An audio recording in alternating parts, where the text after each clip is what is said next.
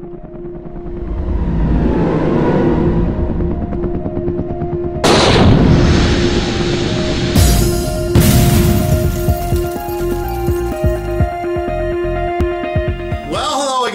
to the Sports Box, where the only opinion that matters, I keep saying, it's right here. I am Mike Aletta, a.k.a. Hamilton Mike, along with my partner, Brian Ranger Attard, talking to you another about an NFL team for 32 NFL teams, 32 NFL fans. Today we're going to sneak, well, shouldn't say sneak, we're going to stay in the NFC East in this area's region. We're going to talk a little Giants football. Today we're going to walk up to the Meadowlands and talk to a guy in the northern New Jersey area that knows a lot about the Giants, more than probably the Giants front office does. And we're going to talk to him now. Fran Rella's on the line. Fran, you there? I'm here, bud. Attaboy, Fran. All right, because Fran, all we have is winners here, so we're going to love to talk Giants today. So, Brian, stat me. Let's go. New York Football Giants. Attaboy. So they finished 6-10 last year. They finished third place in the NFC East. Did not go to the playoffs. Offensively, they were 19th on the ground, but 7th through the air. Thank you, Eli. Not very good defensively. They were 24th against the run and 32nd against the pass. There are 32 teams in the NFL. Therefore, they were dead last. They tried to address that in the first round, taking Eli Apple, cornerback out of Ohio State, go with the 10th overall pick. In free agency, they were very active, one of the more active teams. They picked up Olivier Vernon and Janoris Jenkins, and they did lose Prince Amukamara.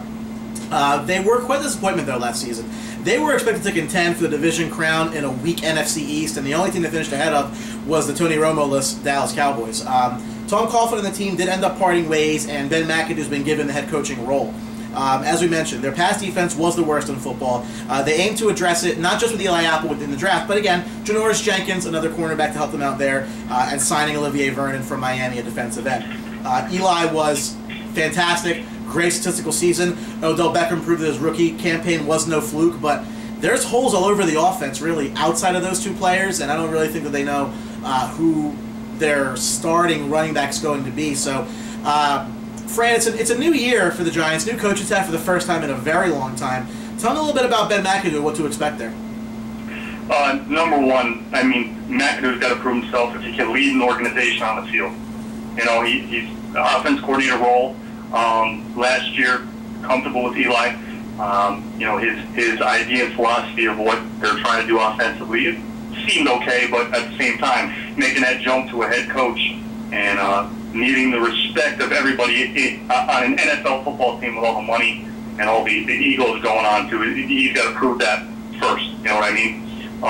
As for offensively, you know, like you said, man, there are holes all over the place. Number one, in the running back situation. In the NFL nowadays, you know, it's not so much about the run game as much as it used to be. It's more about the pass. But at the same time, I mean, looking who we have coming back, I mean, Rashad Jennings seemed to have earned that spot at the end last year. Again, he didn't get named to be the starter until I think it was, if I'm not mistaken, like week 13 or 14, something like that. And, you know, down the stretch there, last 4 games, I mean, he averaged about 100 yards a game, not bad. But at the same time, I mean, he's 31 years old, and can he stay healthy in a grueling full NFL season?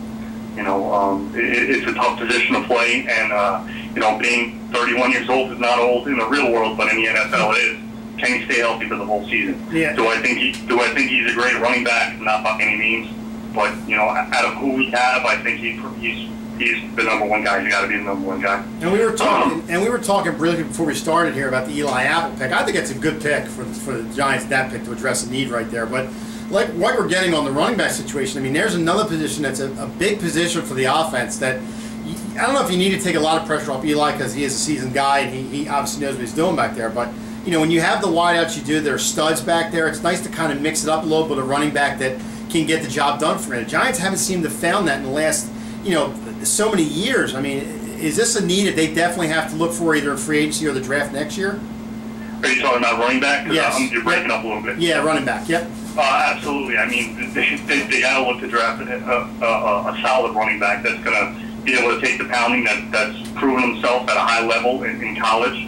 But you're right, man. I mean, the last consistent running back, I mean, we could say Ahmad Bradshaw, but I mean, you know, he wasn't there for too many years. You know, beyond that, it's been a long time since they've had a guy that can pound it out and carry the team a little bit when they need to run the football.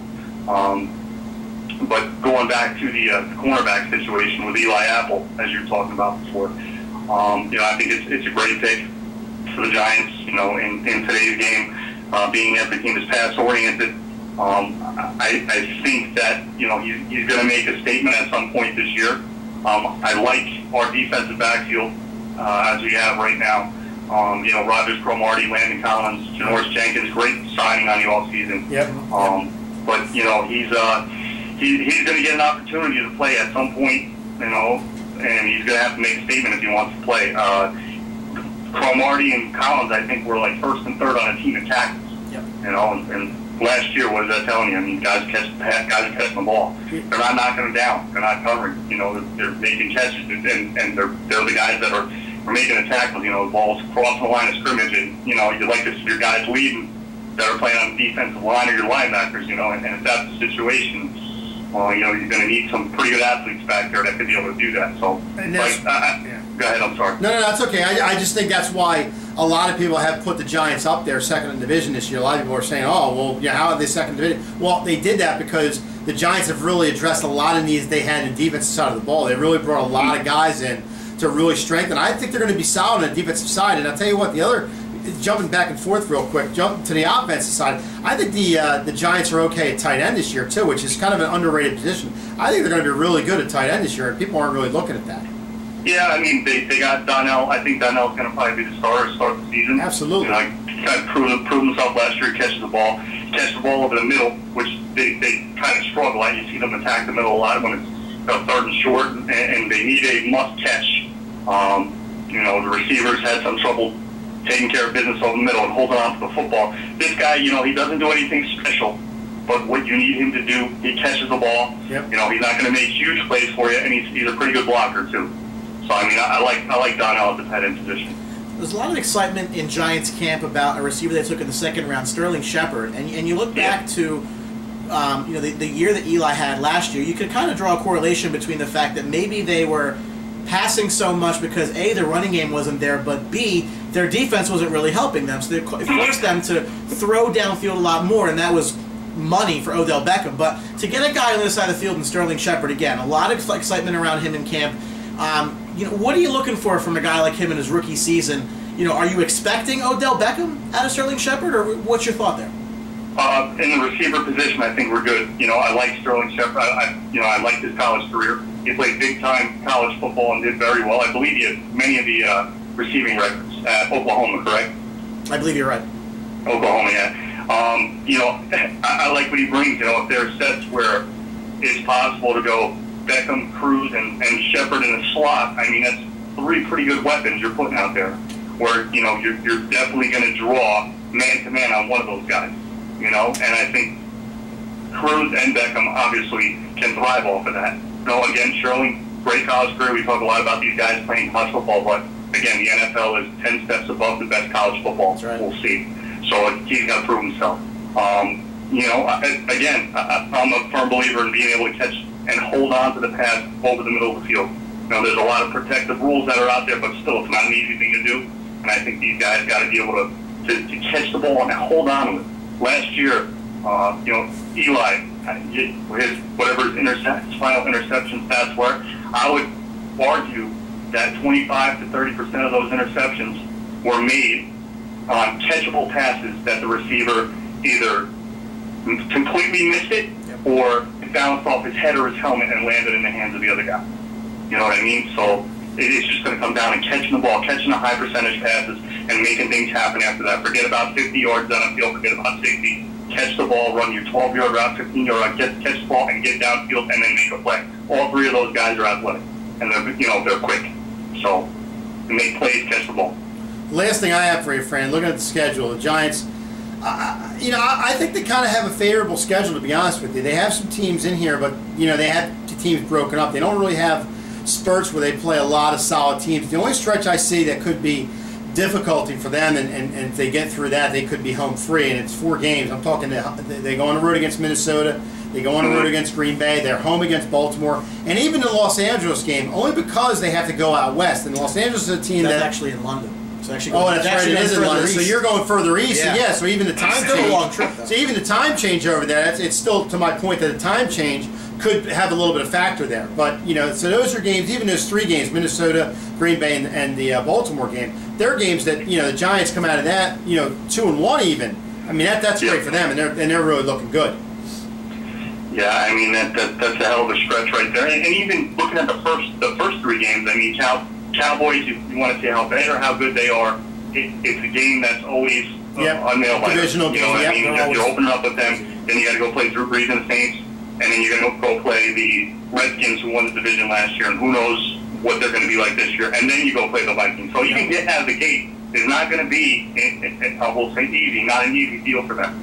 You know, just getting out of the gate clean, and then going to Minnesota. And you know, when the Giants go out west, normally they don't have great success. Yeah, and then you have the Bengals and the Steelers on the schedule too, which doesn't give you any you know, easy games either. So it's going to be a tough road for the Giants, but I think, you know, all in all, I think the Giants are going to be good this year. What do you think, being up in the North Jersey area? What's the prediction for the Giants up there? How do you think they're going to do in division? Well, I have them realistically. Number one, we know the NFC is wide open division. Right. Okay, wide open. It's mediocre at best from top to bottom. You know, realistically, I think they have a shot at finishing second.